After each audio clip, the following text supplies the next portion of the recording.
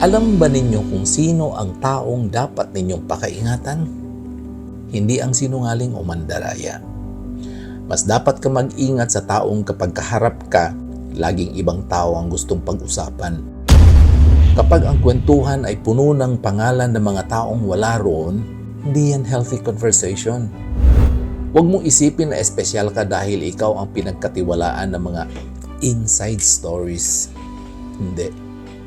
Available ka lang. Kung kaya niyang sirain ang pangalan ng iba habang wala sila, kaya ka rin niyang sirain kapag ikaw naman ang wala sa harap niya. Gossip is not communication. It is character assassination disguised as casual conversation. Ang tao may integridad, hindi naghahanap ng absent para magkaroon ng topic.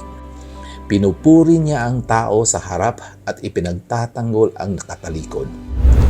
Kaya tanungin mo ang sarili mo, pagkatapos ba ng usapan ninyo, may nabuo bang respeto o may nasirang pagkatao? Every word you speak is a mirror of who you truly are. Ang bibig na sanay manira ay hindi kailanman magiging tahanan ng tiwala. Kaya piliin mong maging bantay ng dangal, hindi daluyan ng tsismis. Maging ilaw ng katotohanan, hindi anino ng kasinungalingan. Sapagkat ang tsismis ay lumilipas, ngunit ang reputasyon ay habang buhay mong tangan. Ang salitang may dangal ay nagbibigay galang, ang pusong may aral ay nagbibigay liwanag, ang bibig na may paggalang ay nag-iiwan ng pangalan.